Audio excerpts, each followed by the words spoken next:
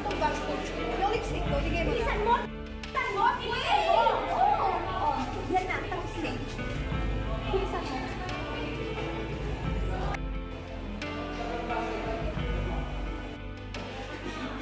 Okay. Tara na girls, ayos na.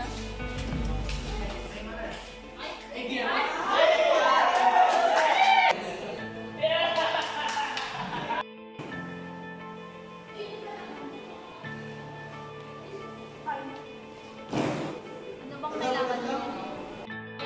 Asan yung pera mo?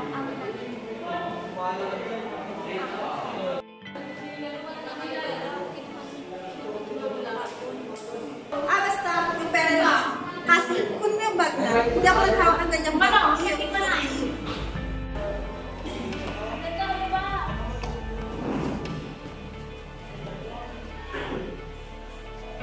Yan ba? Walang pera? Ang dami kaya? Sa'yo yan. Diba? Tara na girls.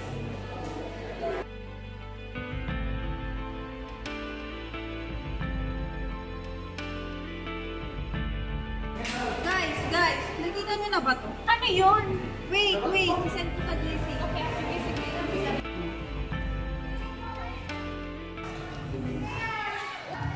Oops, sorry. Kabayat? Oo, ma'am. Pangit na sobra.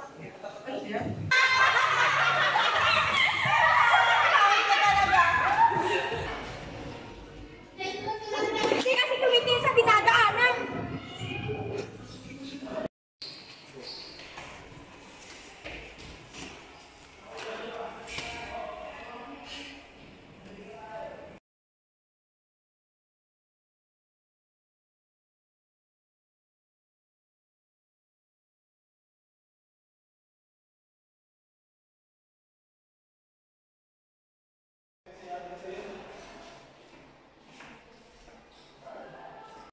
Oh, dito ka pala, Brad. Oh, dito ka pala. Ano yung pera mo?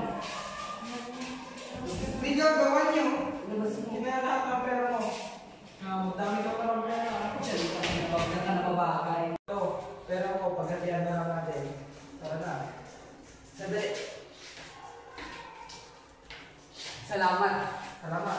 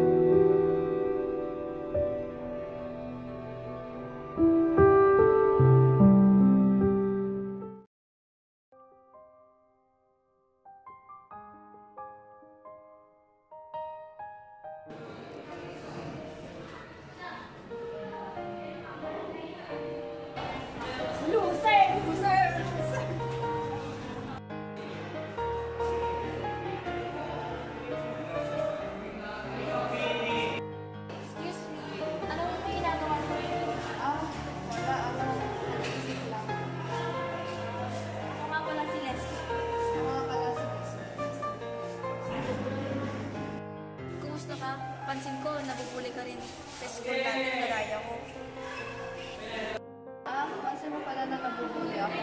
Lagi na lang ako pinagpipilitan. Hindi kasi tumitingin sa dinadaanan! Wala rin naman akong ginawa. Ganun ba? Pati nga rin ako, kinuha ng mga bruhang yun ang pera ko.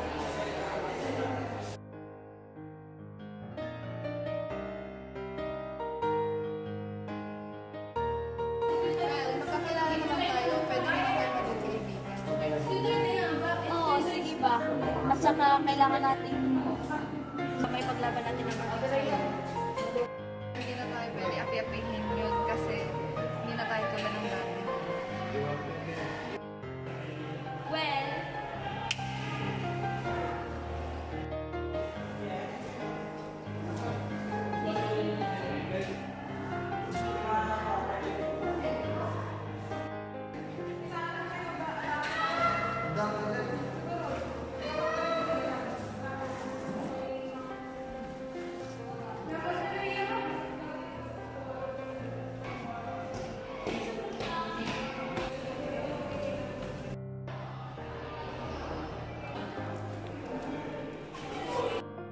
nandito pala kayo.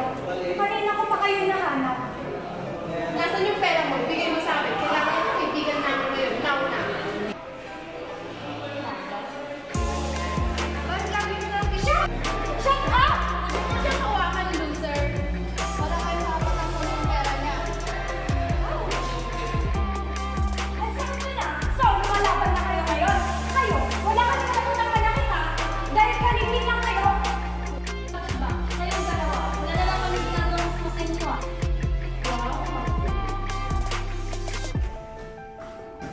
At abe, anong nangyayari dito?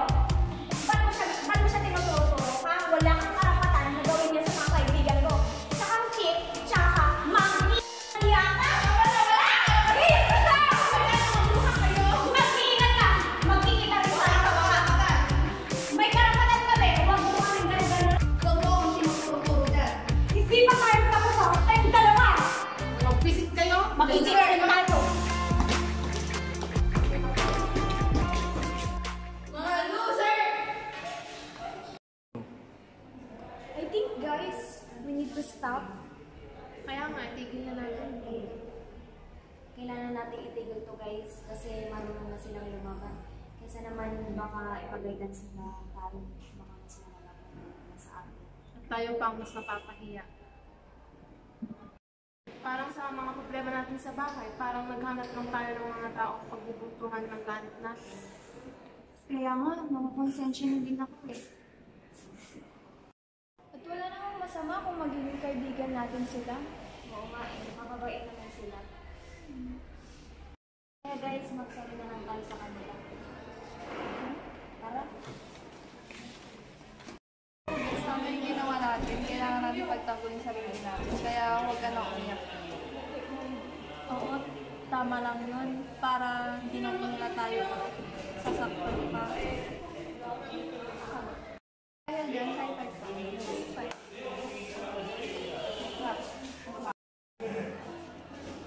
Ayan sila oh! Tara guys!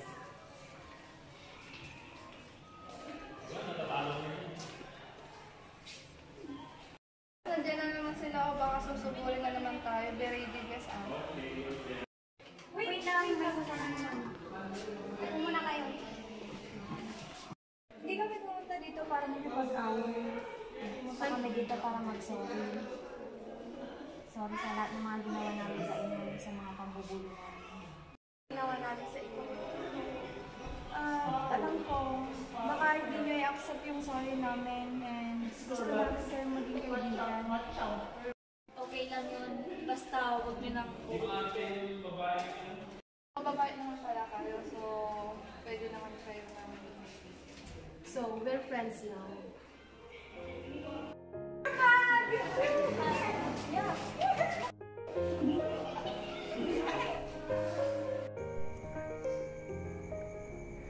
Ang bullying o pangutya ay isa sa mga problemang hinaharap ng mga kabataan sa panahon ito. Hindi natin masisisi ang mga taong nangungutya Pero pwede natin itong maiwasan. Nambubuli ang isang tao dahil sa wala silang magawa sa kanilang buhay. Hindi sila titigil hanggang di ka magiging palaban. Di ka nila titigilan. Bagkus, intindi na lang natin sila. Baka may mas mabigat pa silang problema at sa huli, magsisisi rin sila. Malay mo, sa huli maging magkaibigan rin kayo. Dahil nagkapatawaran na kayo sa isa't isa. Kahit di natin aminin, nagaganap ang pambubuli sa paligid natin araw-araw. Sometimes you are the victim, sometimes you are bullying, and sometimes you are among the silent ones who witness bullying.